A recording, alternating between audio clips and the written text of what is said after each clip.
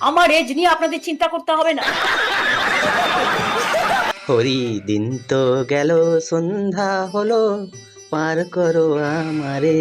হরি দিন তো গেল সন্ধ্যা হলো, পার করো আমারে।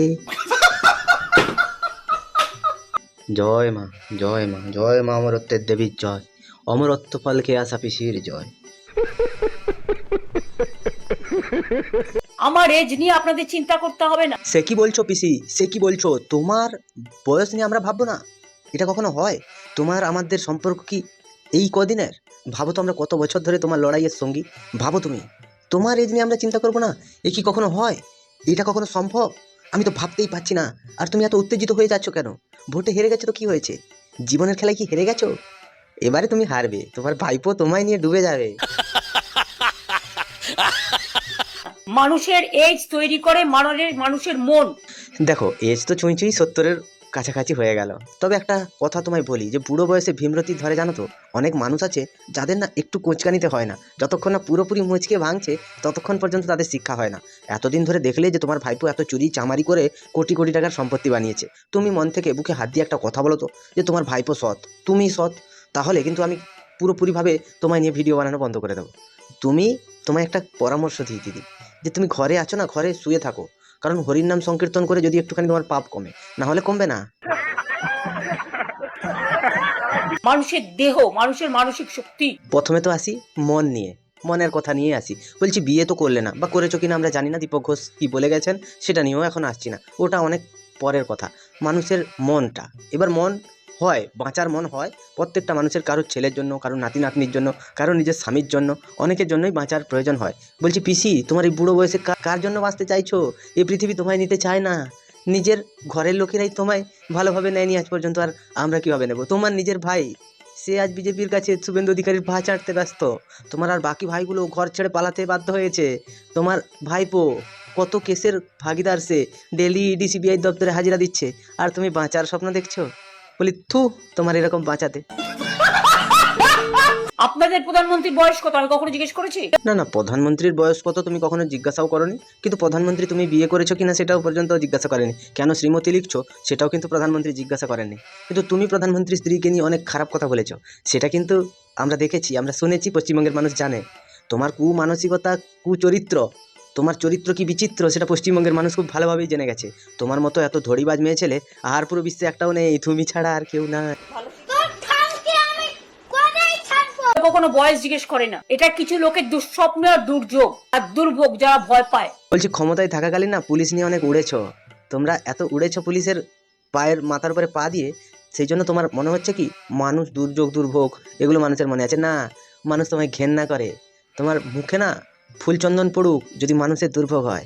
কিন্তু আমরা জানি কিভাবে তুমি সরকারি চাকরি যাদের চলে গেছিলো 26,000 জন, তাদের কেসটা ধামাচাপা দেওয়ার চেষ্টা করেছো।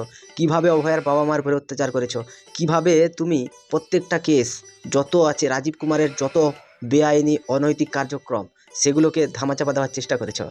মানুষের দুর্ভোগ না, না না, তোমার পাপ ভোগ। তুমি যে পাপ করেছো তোমার লাইফে, সেই পাপ আজকে তোমায় ছাড়ছে না। একটা কথা কি জানো তো, তোমার মরণকালেও পাপ বাপকেও ছাড়বে না। মানুষ জন্মালে মরতে হবে একদিন না একদিন। আপনারা তো ইলেকশনের রেজাল্ট বেরোবার দিন আমার বাড়ির সামনে দাঁড়িয়ে মিছিল করে বিজেপি পার্টি লুম্পেনরা বলেছিলেন হার্ট অ্যাটাক হয়ে মারা যাক। হ্যাঁ, প্রথমে আসি মিছিল করার কথায়।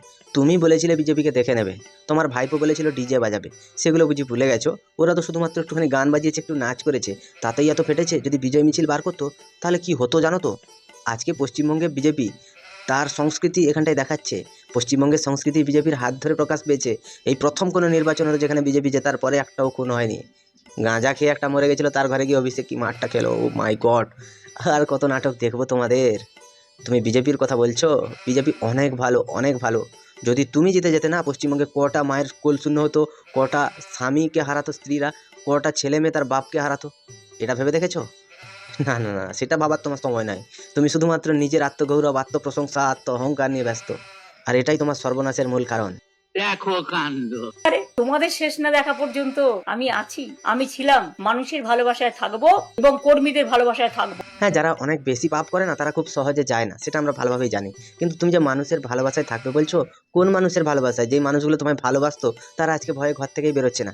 যদি তারা কোনো রকম কোনো পাপ না করে থাকে, যদি তারা কোনো রকম কোনো মানুষের ক্ষতি না করে থাকে, তাহলে আজকে তারা ঘর থেকে কেন বেরোচ্ছে না? কিসের ভয়, কিসের লজ্জা, সেটাই তো বুঝতে পারছি না। এক একটা তৃণমূল নেতা সব ঘরে ঢুকে গেছে, কেউ বেরোচ্ছে না। কোন কর্মীদের ভালোবাসার কথা বলছো? ওরা কর্মী ছিল না, ওরা কোম্পানির কর্মচারী ছিল, যারা মাসে মাসে মাইনে নিয়ে তোমার দলের হয়ে প্রচার করতো, ভোট লুট করতো। ওই যে ক্লাবগুলোকে টাকা দিতে না, তারাও ভোট লুট করতো তোমার হয়ে। সব কিছুর হিসাব বাকি আছে। তুমি বাঁচবে বলছো, বেঁচে তোমায় থাকতেই হবে। এত যে কর্মকাণ্ড করেছো সব কিছুর তো হিসাব দিতে হবে। কোথায় পালাবে তুমি? আর লড়বো, গড়বো, বাঁচবো। বয়সকালে চামড়া ঝুলে মুখ থেকে গলার দিকে চলে এসছে, সে আবার লড়বে। মনের জোর থাকলেই হয় না পিসি, শরীরের জোর অনেক থাকতে হয়। শরীরের জোর যদি না থাকে না, কুকুরেও মুখে মুখে দিয়ে চলে যায়, সেটা তো তুমি ভালো করেই জানো। আরেকটা কথা বলি, তোমার ভাইপো কোন লেভেলের খেলোয়াড় সেটা তুমি নিশ্চয়ই ভালো করে বুঝে গেছো। মমতা ব্যানার্জির সভায় যদি 10,000 লোক হয়, ভাইপোর সবাই 20,000 লোক। কেন, ভাইপো কি কোন বিচি তার সবাই এত লোক হতো? কোন মানুষের ভালোবাসা তুমি খোঁটাতে চাইছো, যে মানুষগুলোকে মদ আর মাংসর লোভে ডেকে আনতে তোমাদের 21শে জুলাইয়ের সভায়? সেই সব মানুষগুলোর কথা বলছো, তারা আর কেউ মুততেও আসেনি। 2,000 লোক নিয়ে যা খেলা তোমরা দেখালে বছর, সে দেখে আমরা তো পুরো হতবাক। আমরা আবার ভয়ে ভয়ে আছি। পশ্চিমবঙ্গ ছেড়ে, ভারত ছেড়ে মুখ্যমন্ত্রী আবার আমেরিকার ইলেকশনও জিতে যাবে, যে লেভেলের কনফিডেন্সে কথা বলছে।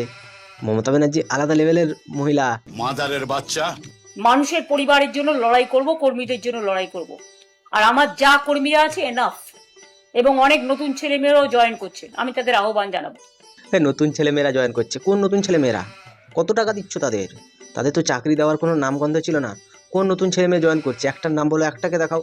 একটা ছিল না তোমার ছোটোখাটো মাপের ছেলে, ভোদাংশু না দেবাংশু কি একটা নাম ছিল, সে মালটা গেল কোথায়? যতদিন থেকে বিজেপি জিতে ক্ষমতায় এসেছে, তৃণমূল হেরেছে, তুমি মুখ্যমন্ত্রী গদিতে নেই, মালটাকে কোনো জায়গায় দেখা যাচ্ছে না, না কোনো সংবাদ মাধ্যমে, না কোথাও, না ফেসবুক পেজে, কোথাও দেখা যাচ্ছে না, পুরোপুরিভাবে গায়েব হয়ে গেছে। মালটা ছিল সুযোগ সন্ধানী, দুবার ভোটে হারার পরে কাঁথায় মুতে শুয়ে গেছে, সে কাঁথা থেকে আর উঠতে পারছে না।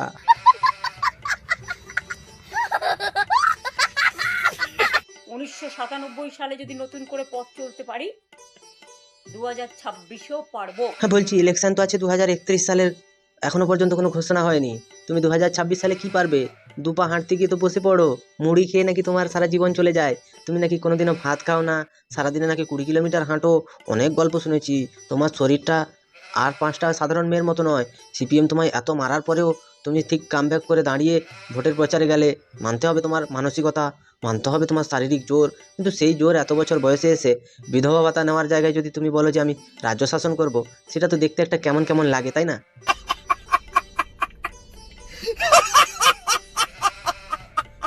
অনেক ছলনা, না নাম না নিশানা, কোনোটাই নাকি তারা রাখবেন না। আপনারা ভালো থাকুন, সুস্থ থাকুন। নাম নিশানার কথা বলছো দিদি? বলছি পুরো দলটাই তো উবে গেল, প্রতীক নিয়ে টানাটানি হচ্ছে। আর কি দেখতে চাইছো? লাস্টে কাপড় খোলাখুলি হবে, তোমার সাদা শাড়ি নিয়ে টানাটানি হবে। কি বলছো? সায়নী আধা শাড়ি নিয়ে চলে গেছে তোমার। ঘরে গিয়ে ভালো করে চেক করে দেখো, যেই মালটা স্টেজে উঠে দিদি দিদি বলতে অজ্ঞান হয়ে যেত, সে আজকে দিদির বিরুদ্ধে কথা বলছে। যে অভিষেক ব্যানার্জির নাম নিলে 3-4 বার এরকম করে একটা লাভ সাইন দিয়ে দিত, সে আজকে কোথায় উবে গেছে? তোমার শাড়িগুলো নিয়ে চলে গেছে। আমার খারাপ লাগছে পিসি। কি বলছিস তুই? নিজেদের রক্ষা করুন, দিল্লিটা আগে রক্ষা করুন, তবে তো আপনারা নিজেদের রক্ষা করতে পারবেন। হ্যাঁ বলছি পিসি, ভোটের আগে তুমি না বলেছিলে কি দিল্লি দখল করবে, দিল্লি অভিযান করবে, না কি সব করবে? এই তো তুমি ঘরে বসে গেলে। তুমি আর কি করবে? দিল্লি ঠিক দিল্লির জায়গায় আছে, শুধু পশ্চিমবঙ্গটা আর পশ্চিমবঙ্গ নেই। পশ্চিমবঙ্গ এখন উৎকর্ষ বাংলা হয়ে গেছে। তুমি ঘরে বসে বসে এখন উল বোনো। টুপি একটা তৈরি করে দিও তো, সামনে তো ঠান্ডা আসছে, মাথাটা একটু বেশি ঠান্ডা লাগে আমার, একটা টুপি বানিয়ে দিও। ইনার মাথা ব্যথা পুরো খারাপ হয়ে গেছে, ইনি আর নিজের মধ্যে নেই। ইনি যদি নিজের মধ্যে থাকতেন তাহলে এত কনফিডেন্ট হয়ে কথা বলতে পারতেন না। যেখানটায় পশ্চিমবঙ্গে ইনার দলের সব নেতামন্ত্রীরা চলে গেছে, সেখানটায় ইনি একা বসে বসে বলছেন আমি সব করতে পারবো না। দলে একটা লোক নেই, সব লোক বিজেপিতে যাওয়ার জন্য হুমড়ি খেয়ে আছে। তোমার দলের একটা মালটা ছিল রিজু দত্ত, সে তো পুরো পা বাড়িয়ে আছে, বিজেপি কখন ডাকবে দৌড়ে দৌড়ে লেজ নাড়াতে নাড়াতে পৌঁছে যাবে, বলবে আমায় নিয়ে নাও নিয়ে নাও। এসব নিয়ে তোমাদের কি মতামত তোমরা আমায় একটু কমেন্টে জানিও। যদি ভিডিওটা ভালো লাগে একটু লাইক করে দিও, কমেন্ট করে দিও, একটুখানি ভালোবাসা দিও। তো সবাই ভালো থেকো, সুস্থ থেকো, সাবধানে থেকো, আর দেখতে থাকো বাংলার কোণে ঘর।